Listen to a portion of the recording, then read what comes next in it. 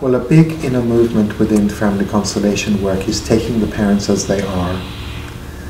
And so taking a parent as they are really means standing in the shoes of an adult. And so you stand as an adult looking at your parents as they are. And so, yes, individuals feel shame because maybe their mother was an alcoholic, or their father left, or their father was violent, or their mother was violent. And so a lot of shame can be built up there. Not everything can be resolved with family constellations, by the way. So not everything is a systemic issue. But I work with people individually. And so it really is about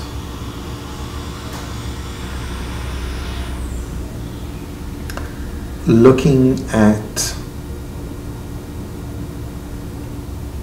how it's not really about us. Meaning that when a father or a mother beats us, or when a father or mother drinks, it really has nothing to do with us. And so it's about taking ourselves out of the center of the story and realizing it's all about them. It's all about their own pain, it's all about their own disconnection. It is not personal. However, looking at it that way, we must be careful that we don't rationalize everything. And often clients come to me and say, oh, my mother was this, my mother was that, my mother was the other. She was doing her best. But I can tell that the client is still bound by shame.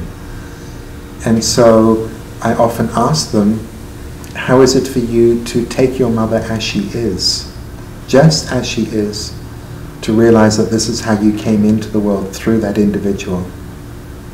And they often have deep resistance to that. And so quite often the shame that we feel about ourselves is because we feel ashamed of the mother, is because we feel ashamed of the father.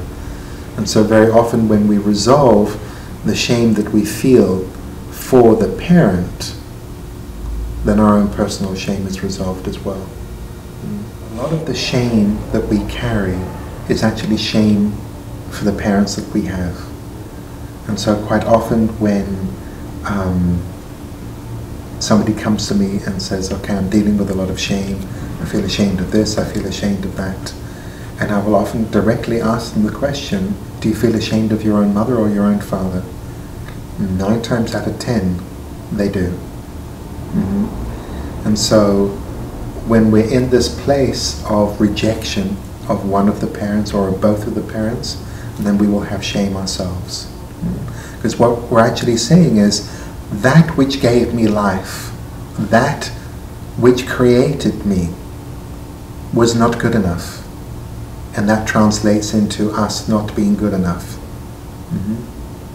So a lot of our own shame is tied up with how we feel about our parents.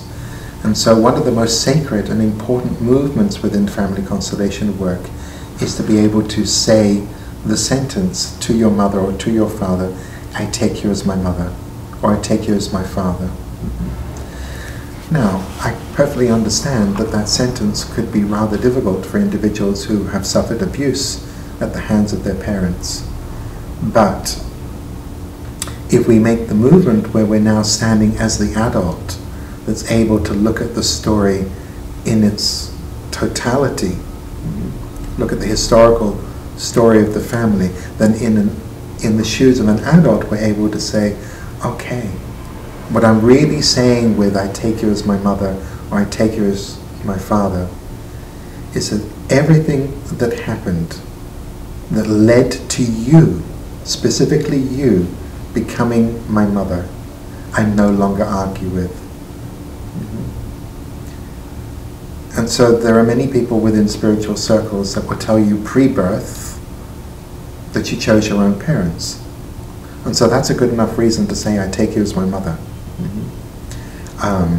I personally do not know whether that's true or not. I think there are a lot of spiritual beliefs that make sense to me.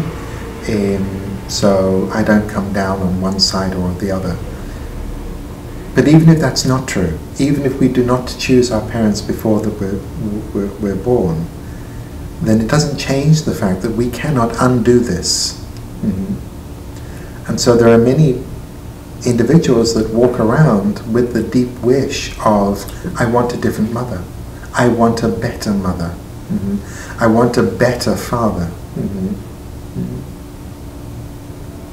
I had a client the other day who started the session with, my father is such a loser.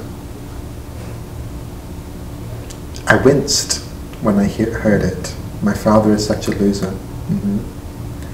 And so I was very curious about how his life was working for him. Guess what? It wasn't. And so when we say that which created us is not good enough,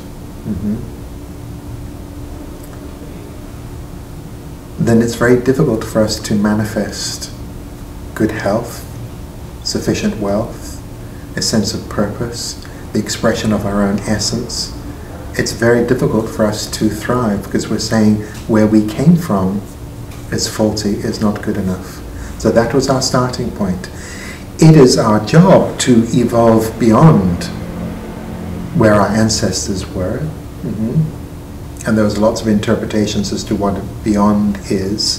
Doesn't mean to be better than, but to change the stories and the course of fate. So for example, for many, many women, they come from a long line of women who had limited or no choices. And so women today in 2023 have many more choices than they have historically ever had.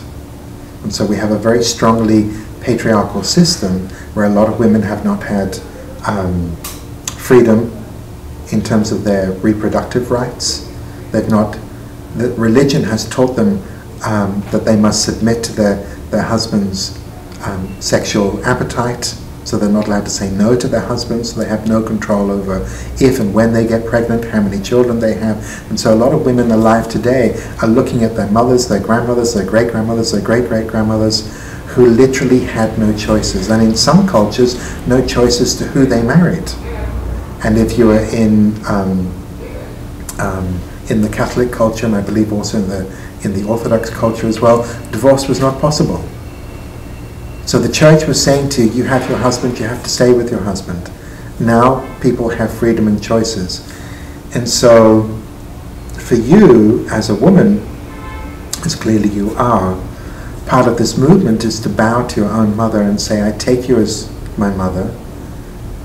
And you bow with deep respect also to the lack of freedom that the previous generations had, because had they not had that lack of freedom, you probably would not be here.